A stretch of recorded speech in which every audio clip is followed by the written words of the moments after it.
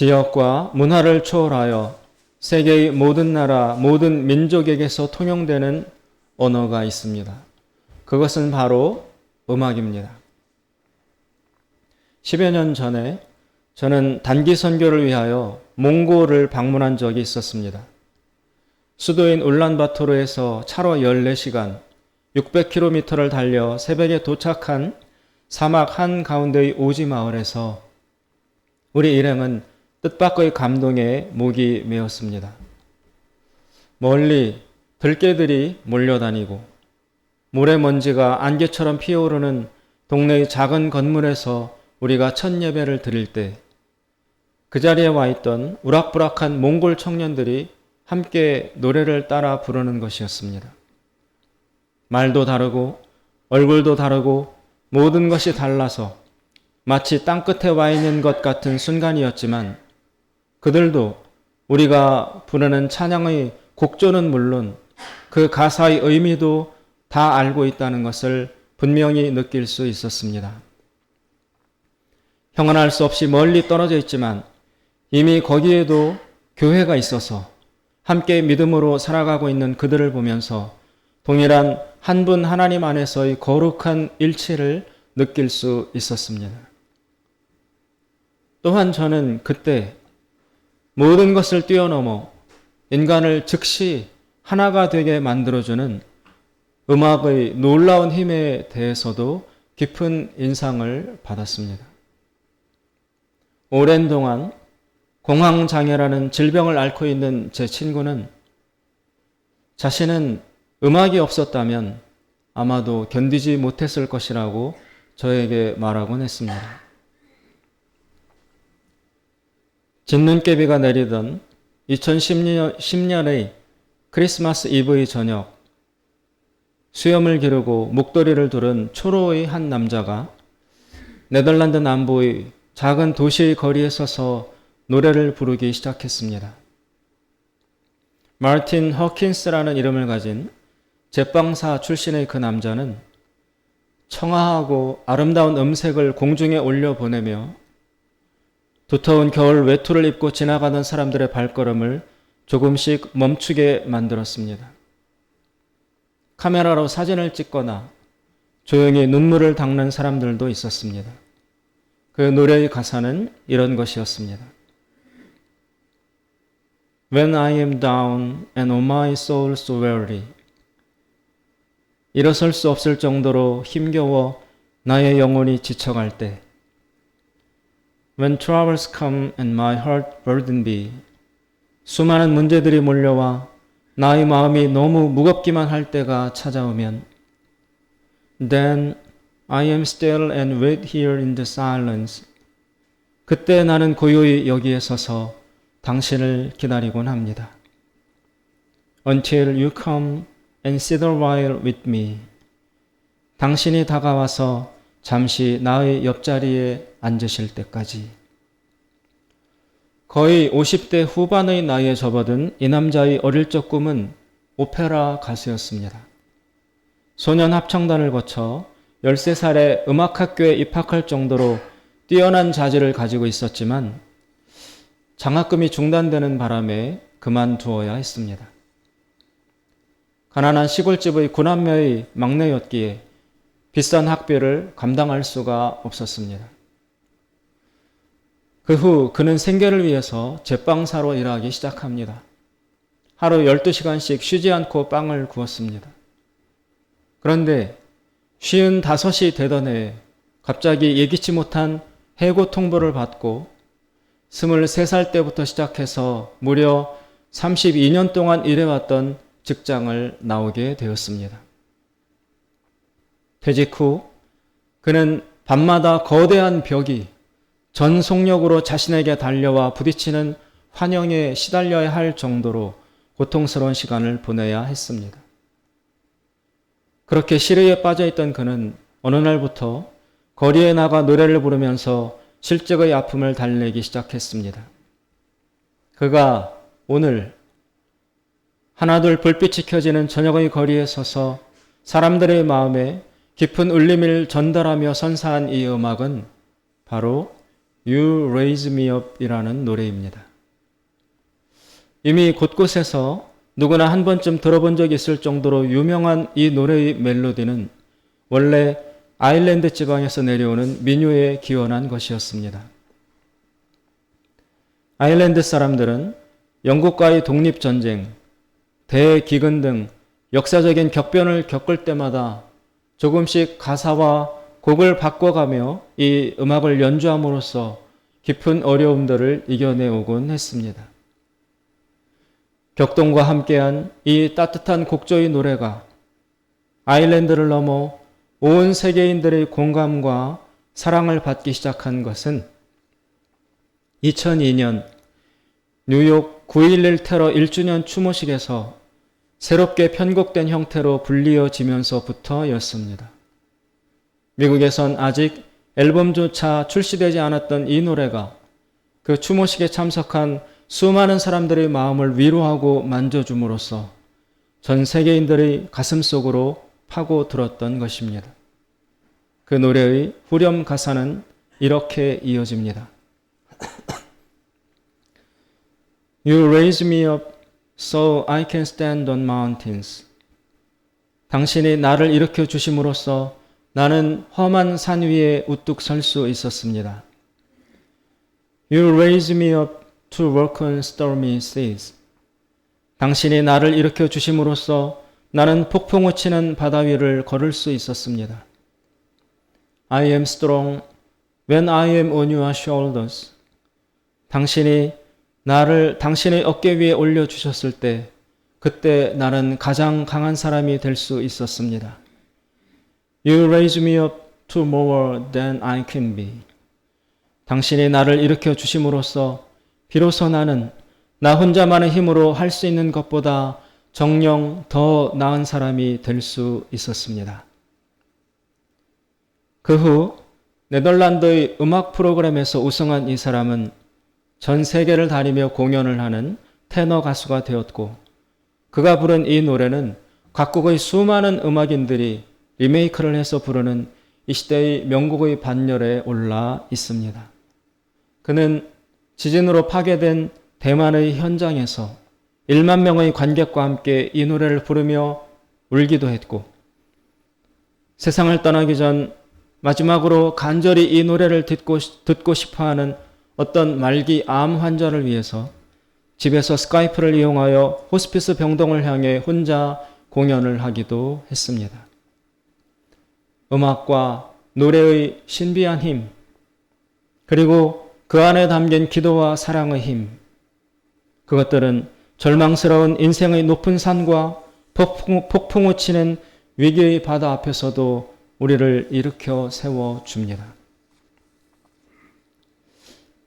처음 오늘 본문에 나오는 이 시편 67편을 읽었을 때 저는 방금 소개했던 You Raise Me Up이라는 노래와 너무나도 흡사한 표현과 어구들이 그 안에 고스란히 들어있는 것을 보고 많이 놀랐습니다.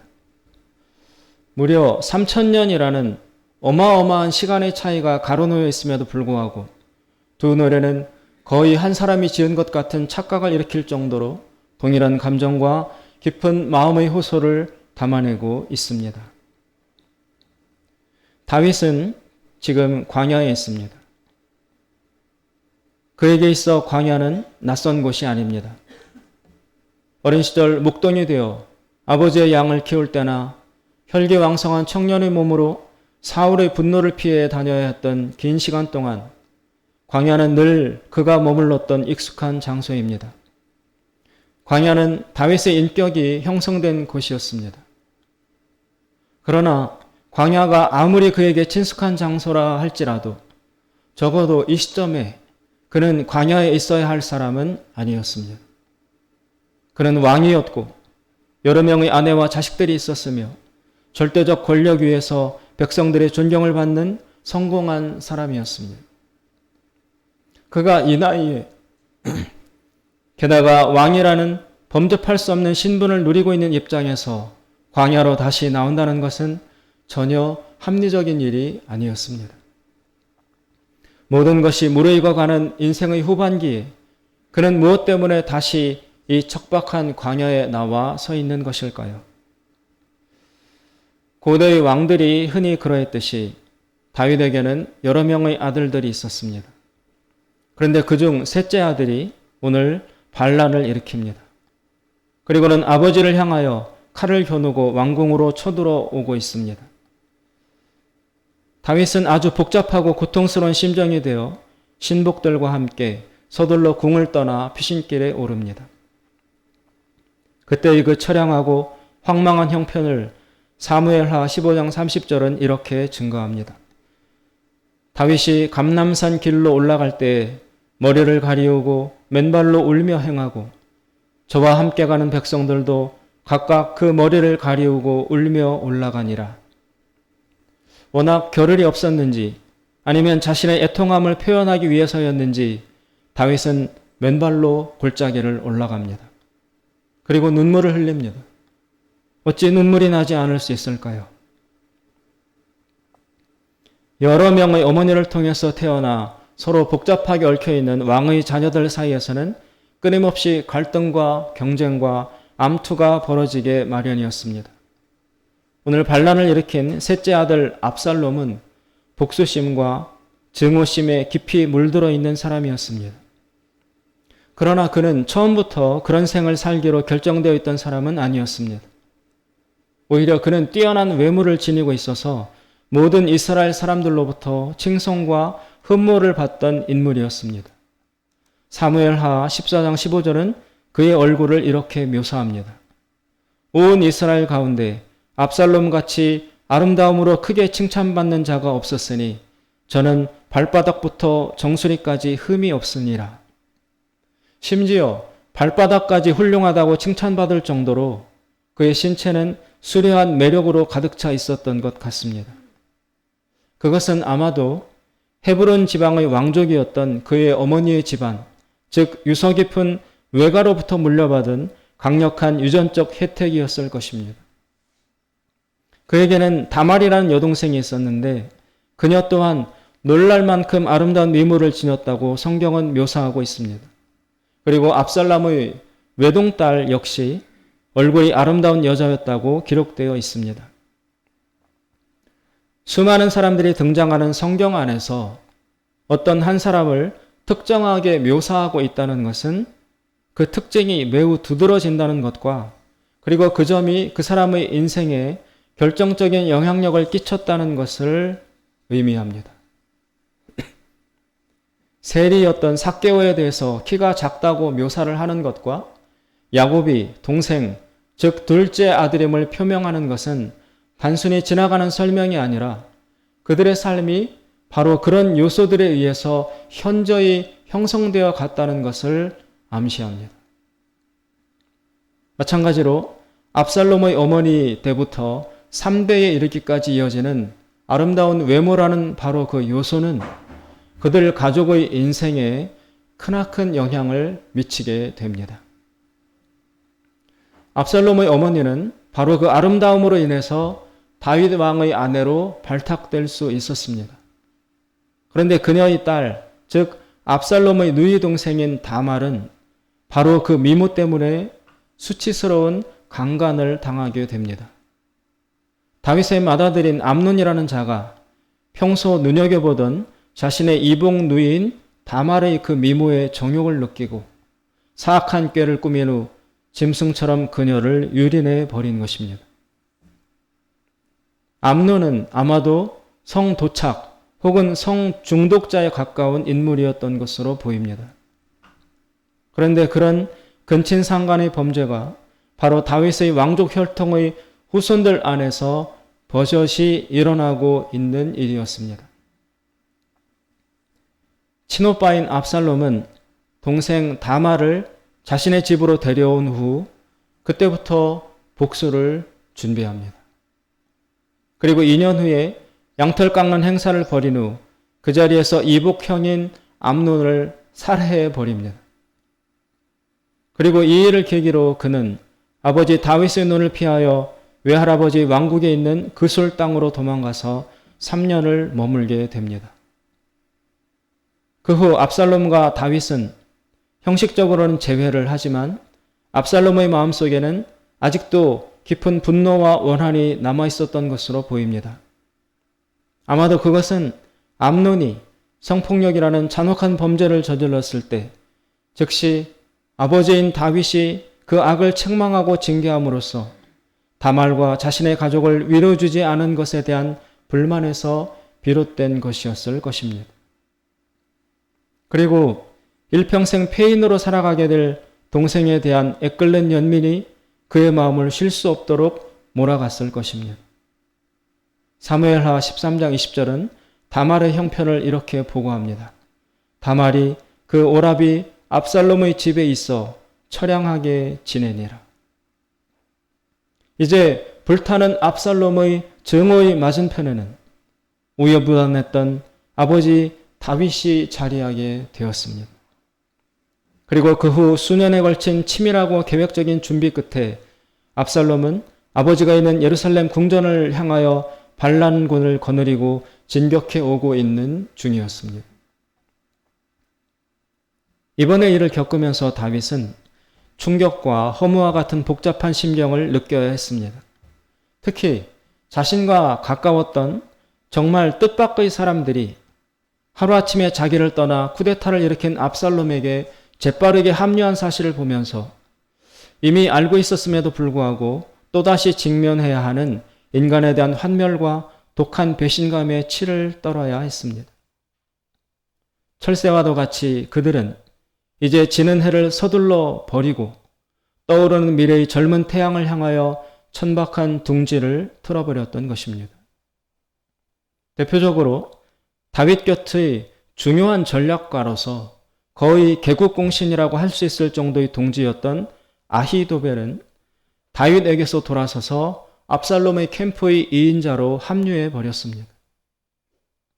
그는 예루살렘에 입성하자마자 압살롬에게 군사 1만 2천 명을 요구하면서 자신이 숨어버린 다윗을 추적하여 오늘 밤 안으로 쳐 죽여버리겠노라고 흥분을 합니다. 그리고 다윗이 남겨두고 간 후궁 10명을 대낮에 사람들이 보는 앞에서 모두 범하여 다윗 왕을 철저히 모독하라고도 압살롬을 향하여 충고를 합니다.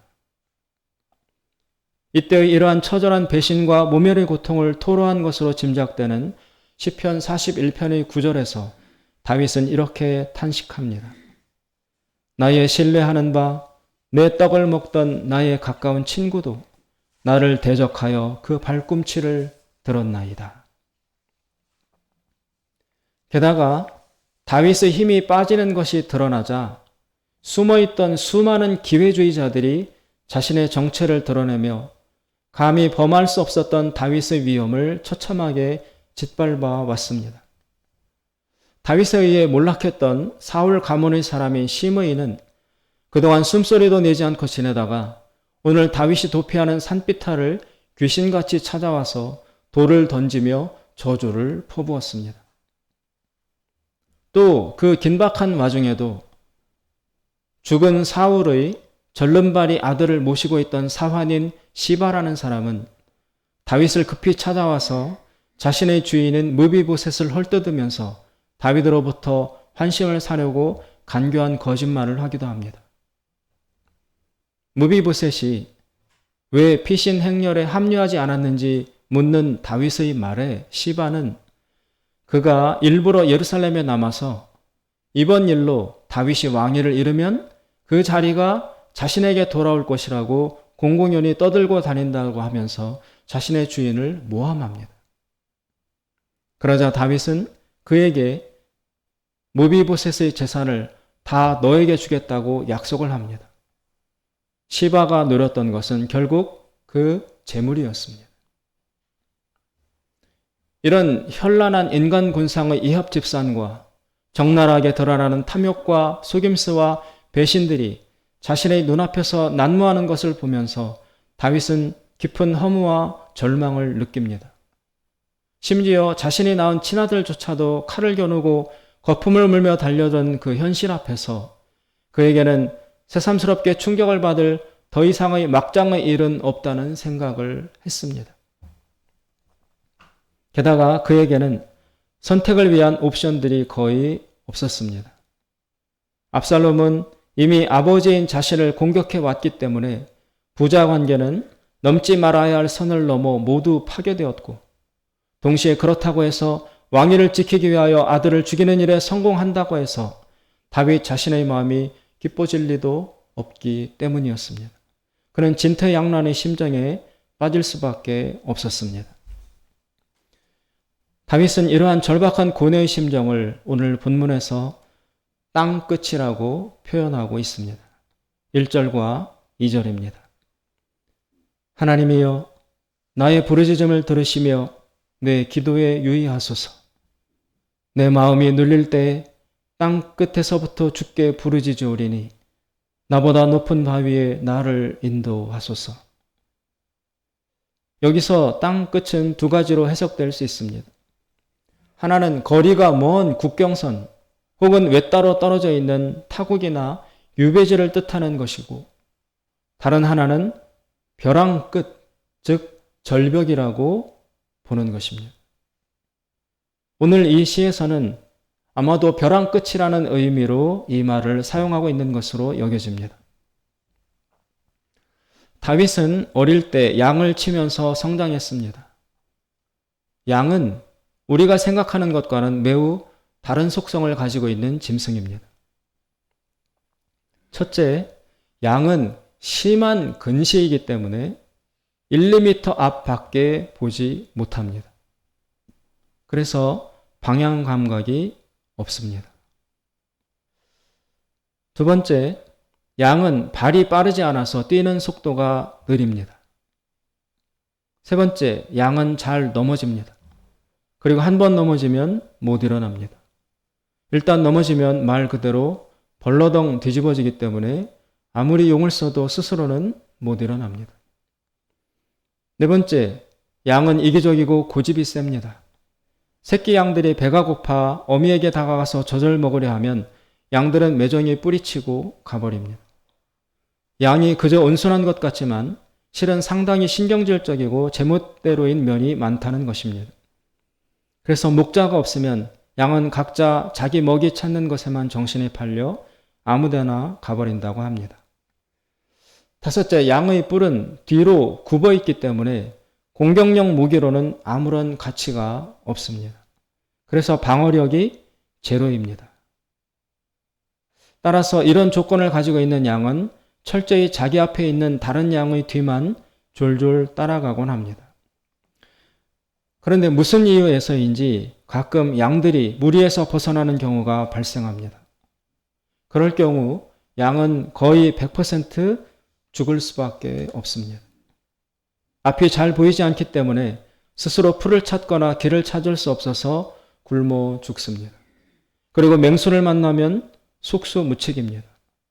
그러므로 양에게는 목자의 보호가 절대적으로 필요합니다. 다윗은 어릴 적에 양을 치면서 유대 광야에서 무리를 벗어나 길을 잃고 방황하는 양들을 찾아다닌 경험이 많이 있었습니다.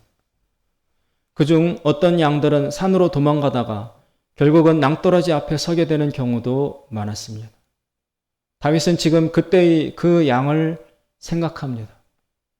뒤에서는 맹수가 이빨을 드러내며 쫓아오고 있고 앞에는 어지러울 정도의 깊은 절벽이 놓여 있습니다.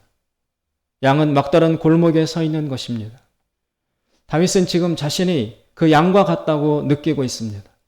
아들의 반란을 용인할 수도, 그렇다고 아들을 공격할 수도 없는 어렵고도 깊은 난제 앞에 서 있는 것입니다. 아들의 분노의 칼끝을 피하여 지금 요단강 동편의 광야에 서 있는 그는 자신의 처지가 마치 어릴 적 보았던 광야에서 길을 잃은 무력한 양 한 마리가 땅끝, 즉 현란한 벼랑 끝에 서서 갈팡질팡하고 있던 모습과 너무나 흡사하다는 것을 느끼고 있는 것입니다. 그 양이 살 수 있는 길은 한 가지밖에 없습니다. 높은 바위 위로 올라가는 것입니다. 지금 양이 서 있는 절벽의 양 옆에는 바위들이 놓여 있습니다. 거기로 올라가면 살 수 있습니다. 그러나 양은 자기 스스로의 힘으로는 그 바위 위에 절대로 올라갈 수 없습니다. 뒤에서는 굶주린 곰이 미친 듯이 달려오고 있습니다. 앞에는 천길 낭떠러지가 놓여 있습니다. 그 양은 오직 옆에 있는 높은 바위 위로 올라가야 합니다. 그러나 그것은 불가능합니다. 그런데 그때 다윗은 정말 신비로운 광경을 보았습니다. 언제 나타났는지 모를 거대한 한 마리의 독수리가 하늘로부터 내려와서 그 양의 목덜미와 등을 강력한 발톱으로 낚고 채는 것이었습니다. 그리고는 유유히 양을 들어 올려 절벽 옆에 있는 높은 바위 위의 안전한 곳에 내려놓는 것이었습니다. 순식간에 일어난 일이었습니다.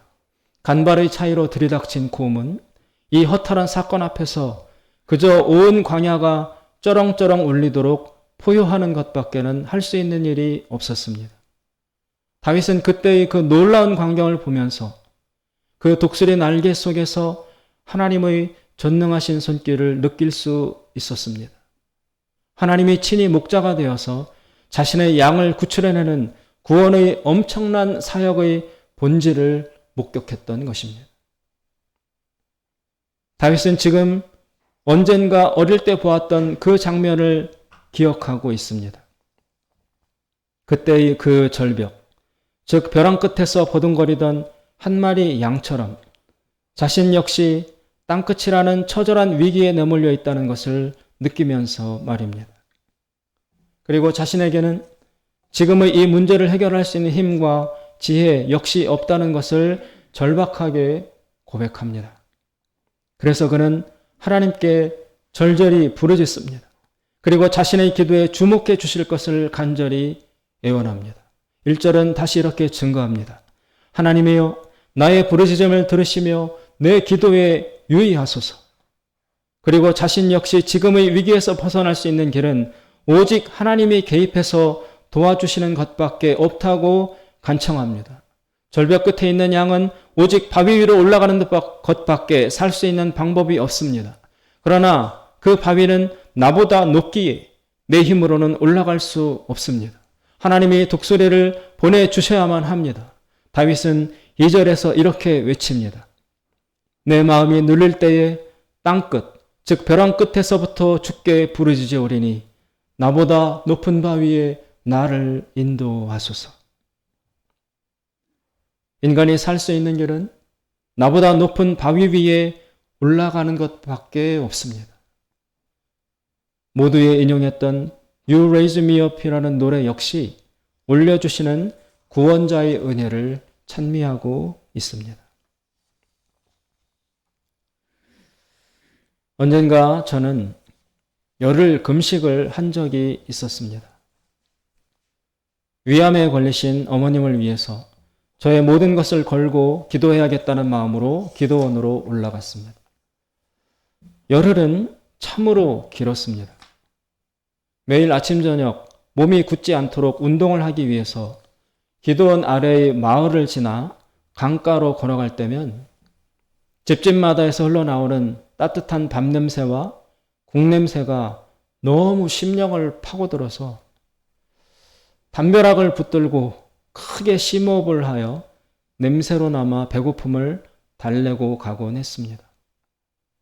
어느 날은 큰 성전에서 성경을 읽고 있을 때 엄마를 따라온 꼬마아이가 들고 있는 과자의 냄새가 무려 10m나 되는 거리를 뛰어넘어 순식간에 나의 전 존재 속으로 스며드는 것을 느끼며 아직도 까마득하게 많이 남아있는 금식 일정에 대한 생각으로 절망에 빠지기도 하였습니다. 그렇게 긴 시간의 전투를 마치고 처음 받아든 귤 한 조각이 얼마나 찬란하고 고귀하고 화려한 맛을 선사하는지 황홀하게 음미하면서 저는 기도원을 내려왔습니다. 그런데 저희 마음 한구석에는 깊은 불안과 낙심이 자리 잡고 있었습니다. 뚜렷이 확신할 수 있는 어떤 응답이라고 할 수 있는 것을 받지 못했기 때문이었습니다. 그러나 너무 지치고 탈진할 정도의 피곤함에 눌려있던 저는 돌아온 첫날 정신없이 잠에 빠져들어야 했습니다. 그리고는 꿈을 꾸게 되었습니다. 꿈에서 저는 어머니와 함께 시골집 마당에 앉아 있었습니다. 그런데 어느 순간 저쪽 끝으로부터 지렁이 같이 생긴 작은 뱀 한 마리가 우리를 향하여 다가오는 것을 발견했습니다. 저는 그 뱀이 너무 작은 것이었기 때문에 약간의 비웃는 마음으로 그것이 움직이는 것을 대수롭지 않게 바라보고 있었습니다. 그런데 그 뱀은 저에게 다가오는 그 짧은 순간, 순식간에 정말 놀랄 만한 크기로 불어나서 엄청나게 큰 용과 같은 무시무시한 모습으로 저를 덮쳐왔습니다. 마치 악마처럼 거대한 뱀 이야기를 다루는 영화 아나콘다에 나오는 그 괴물과 같이 꿈속의 그 공포스러운 뱀은 저를 향하여 입을 벌리고 전속력으로 달려왔습니다. 저는 너무나 갑자기 벌어진 가공할 만한 위기 앞에서 무엇을 어떻게 해야 할지 몰랐습니다. 뭔가 머리를 굴리거나 생각을 할 겨를 자체가 없었습니다. 그만큼 뱀의 공격은 전광석화 같았고 극도로 치명적인 것이었습니다. 그런데 그때 저희 입에서는 이런 외마디의 외침이 커다랗게 터져 나왔습니다. 주여. 사실 그때까지만 해도 저는 평소에 기도할 때 주여라는 말을 잘 사용하지 않고 있었습니다. 그냥 조용히 주님이라고 부르거나 속으로 읊조릴 뿐이었습니다. 그런데 그 절체절명의 순간 제 입에서는 주여라는 소리가 폭발하듯이 튀어나왔던 것입니다. 그리고 그 순간 놀라운 일이 일어났습니다. 갑자기 저희 몸이 하늘로 솟구쳐 올라가기 시작했습니다. 컴컴하고 높고 깊은 하늘 공간을 향하여 저의 몸은 정말 측량할 수 없이 빠른 속도로 들어 올려지고 있었습니다. 그리고 그 짧은 순간 아래를 내려다본 제 눈에는 그 거대한 뱀이 역시 무시무시한 힘과 속력으로 저의 뒤를 바짝 쫓아 올라오고 있는 모습이 들어왔습니다. 저는 더 크게 소리를 질렀습니다. 주여!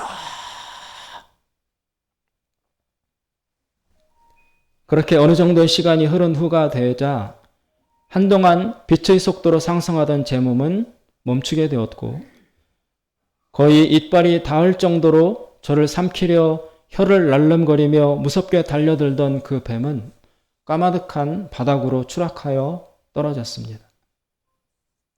그리고 그날 지상에서의 길고 험난하고 치열한 전투 끝에 저와 어머니는 힘을 합하여 그 뱀의 머리를 강력한 쇠사랑 같은 것으로 깨뜨려 박살을 냈고 큰 삽을 이용하여 그 살을 낱낱이 저며 냈습니다. 신기하게도 그 뱀에게서는 초록색의 피가 흘러나왔습니다. 사랑하는 성도 여러분, 하나님은 살아계십니다. 그리고 우리의 기도를 들으십니다. 특별히 절벽 끝에서 벼랑 끝, 땅 끝에서 드리는 절박한 기도를 하나님은 주목하고 계십니다. 하나님은 늘 독수리를 준비하고 계십니다. 아니, 하나님 자신이 바로 독수리이십니다. 그래서 우리가 벼랑 끝에 서서 우리를 나보다 높은 바위 위로 인도해 주시기를 간절히 부르짖을 때 하나님은 오셔서 우리를 들어 올려 주십니다. 그리고 우리를 견고한 망대 위로 옮겨 놓아 주십니다. 기도는 절대 땅에 떨어지는 법이 없습니다. 주여, 단 한마디만 외쳐도 하나님의 전능하신 능력은 날개가 되어 우리를 덮어 주실 것입니다. 1절부터 4절까지를 읽고 마치겠습니다. 하나님이여, 나의 부르짖음을 들으시며 내 기도에 유의하소서. 내 마음이 눌릴 때에 땅끝에서부터 주께 부르짖으오리니 나보다 높은 바위에 나를 인도하소서. 주는 나의 피난처시요 원수를 피하는 견고한 망대 시민이이다. 내가 영원히 주의 장막에 거하며 내가 주의 날개 밑에 피하리이다. 셀라. 기도하겠습니다.